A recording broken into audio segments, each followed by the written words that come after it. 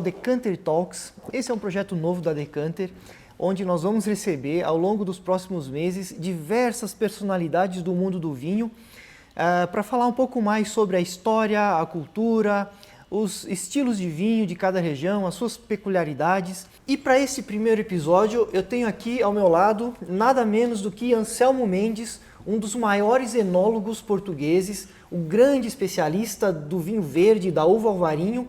Então eu gostaria de dar as boas-vindas ao Anselmo Mendes e ele vai contar um pouquinho mais da história dele e da vinícola. Bem-vindo, Anselmo. Obrigado também por este convite e parabéns por este novo projeto.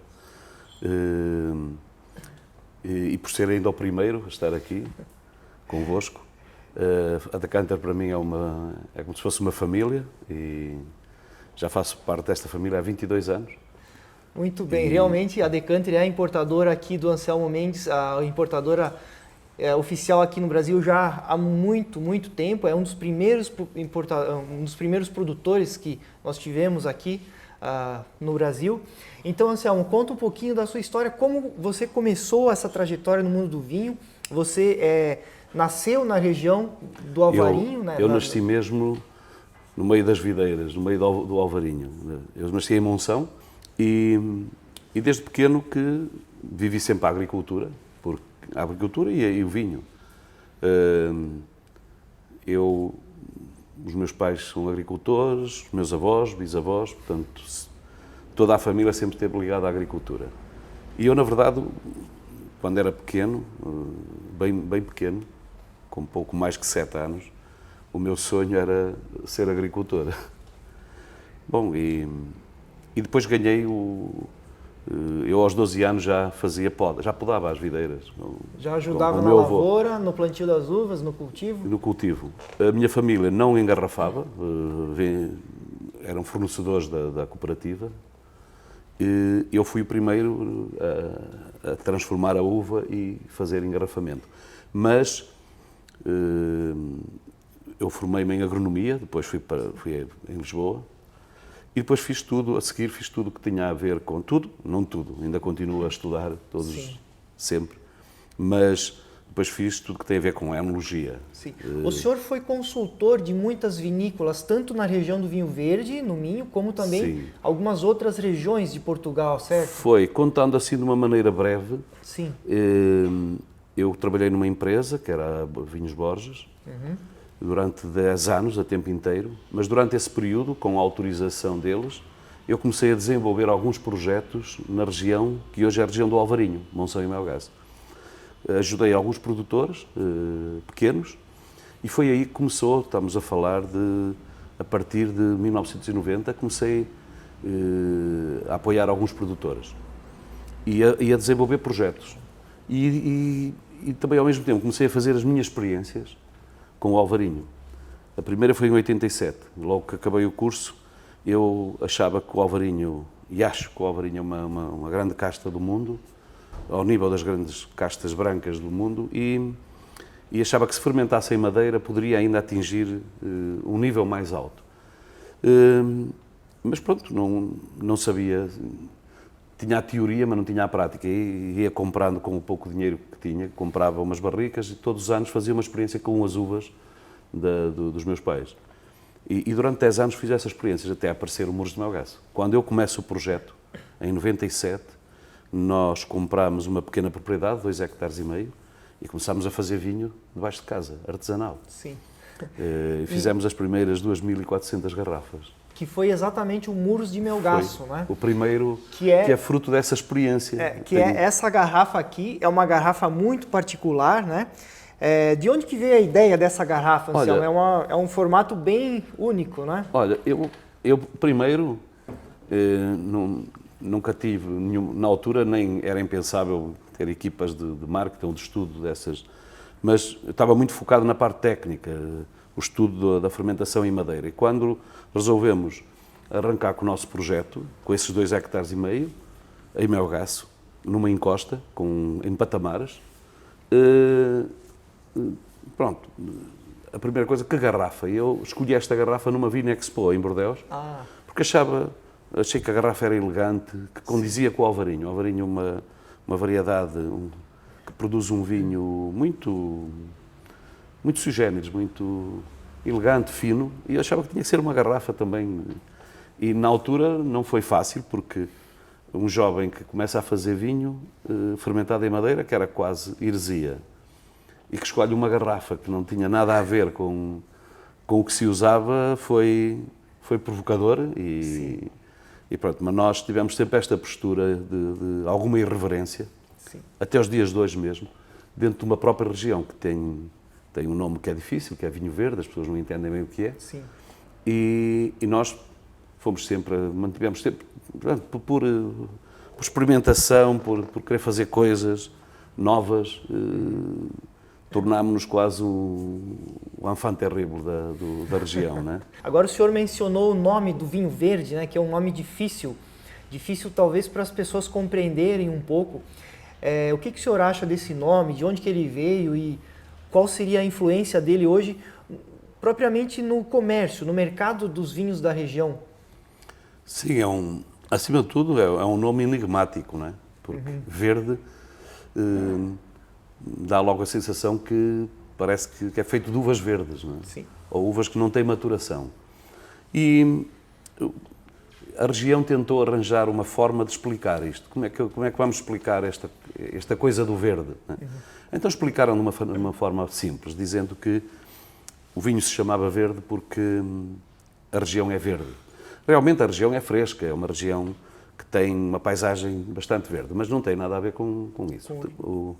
O que tem é que, e isso gerou muitas confusões, ainda hoje muitas pessoas pensam que o vinho verde é um tipo de vinho e não uma denominação de origem. Sim. Vinho verde hoje é uma denominação de origem. E a história, eu já contei isto muitas vezes, mas não me canso de contar, porque é uma história bonita e única.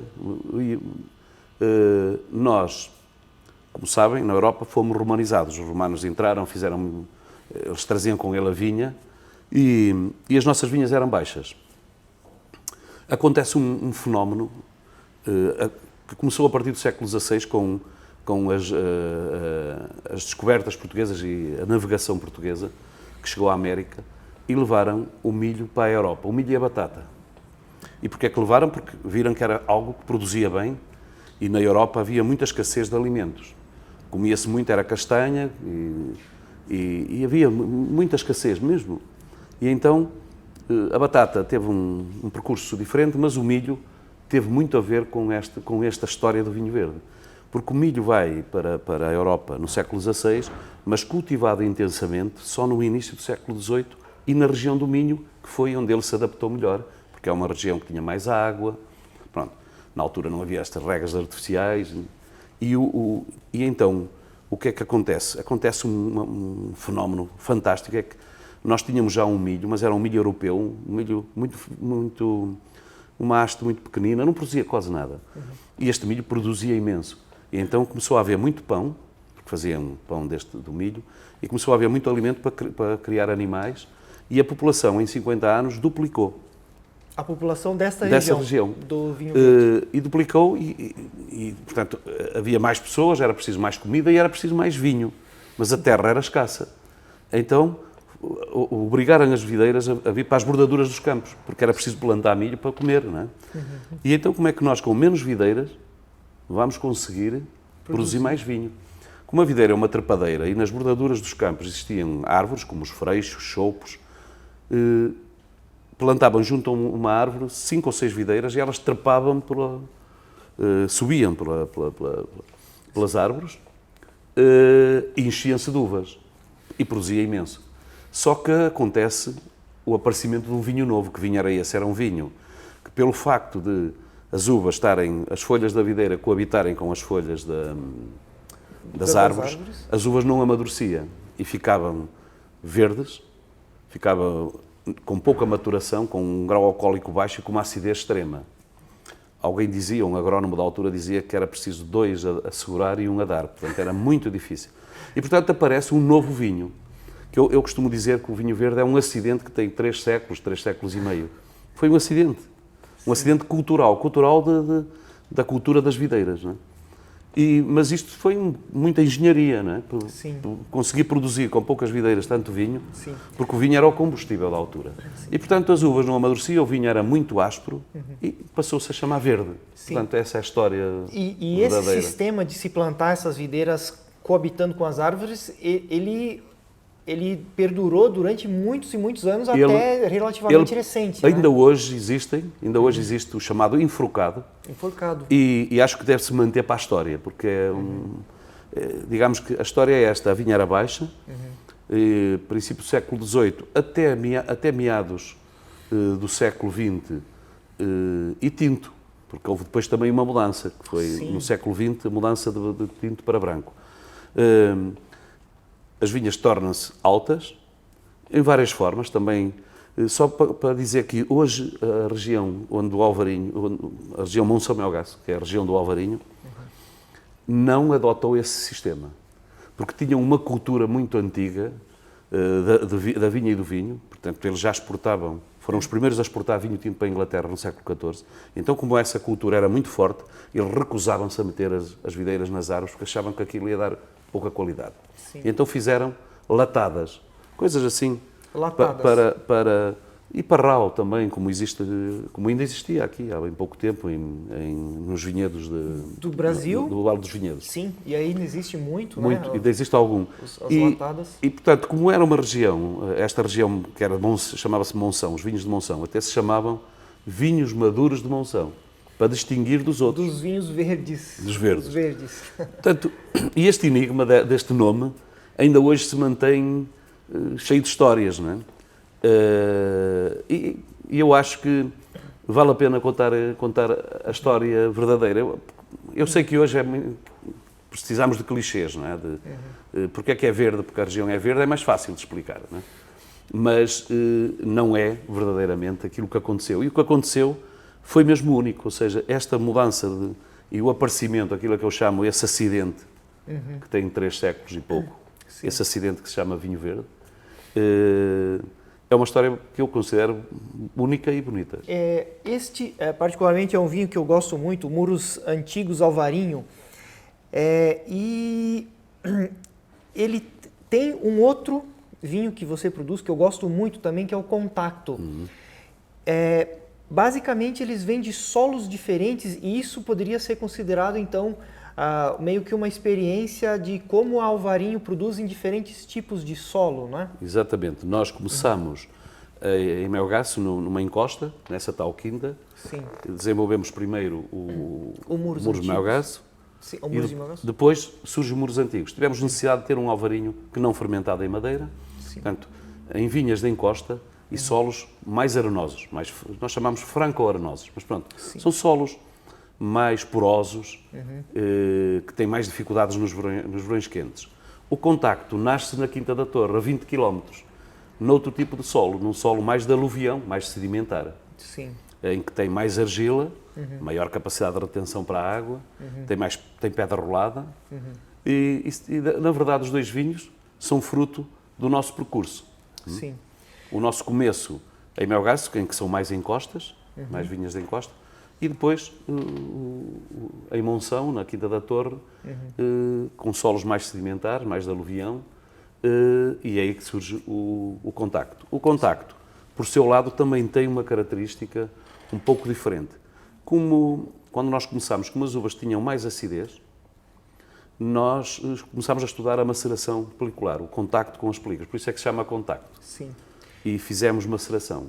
Portanto, este vinho tem na sua base mais ou menos maceração com as películas, dependendo do ano. Num ano mais ácido tem maceração, nos anos mais quentes cortamos mais a maceração. Sim. Mas ele nasce também com esse princípio de fazer com maceração. Sim.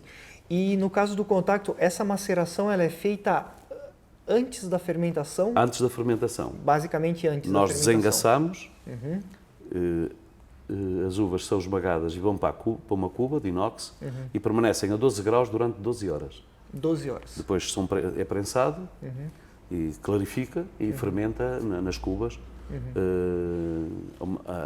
Nós chamamos a velocidade constante, porque não gostamos da temperatura constante. Sim. Gostamos de começar com temperatura mais baixa e terminar com uma temperatura mais alta. E aí o parcela única que seria, digamos, também uma evolução desse estudo, dessa pesquisa, de ser de uma única parcela. O parcela única surge também como fruto dessa experiência, quando nós começamos a estudar as parcelas e os diferentes solos, aparece uma parcela que nos surpreende. À prova cega, surpreende-nos por ser muito austero, não ser muito exuberante, ter uma acidez muito vibrante e com origem na Quinta da Torre. Digamos que fica mais ou menos a metade da quinta, fica numa parcela que nós chamamos de Vinha do Paço. É uma parcela de 5 hectares, mas para além da particularidade e da singularidade dessa parcela, nós só vindimamos uma parte das uvas. Nós também temos um estudo em que estudamos os cachos, o posicionamento dos cachos e quais são os melhores, e já sabemos que o cacho da base das varas atempadas, muito atempadas, são os melhores, então só apanhamos esses cachos. Portanto, não é só o facto de ser de um solo particular, mas também fruto de uma seleção na vinha. Porque é na vinha que nascem os vinhos. Bom, o Anselmo, ele é consultor, como nós comentamos antes, e ele participou de um projeto aqui no Brasil para a produção de vinhos, num projeto da família Hermann, que é proprietária da Decanter, que é a Vinícola Hermann. E na época a família Hermann comprou uma vinha e convidou o Anselmo Mendes para prestar uma consultoria sobre como, digamos, organizar essa vinha, essa propriedade, de maneira a produzir vinhos melhores. Então, Anselmo, conta um pouco de como foi esse projeto, especialmente na descoberta do alvarinho dessa quinta. Porque essa propriedade ela era usada como uma produção para mudas de videiras. Então, existiam dezenas de variedades plantadas. Coleções. Sim. E, obviamente, que para produzir mudas tudo bem, mas para produzir vinho é totalmente diferente. Então, algumas variedades poderiam se adaptar melhor e outras nem tanto nesse lugar onde está a quinta. Então, o Anselmo participou desse projeto como consultor e ele acabou descobrindo que havia alvarinho plantado entre as uvas, né, Anselmo?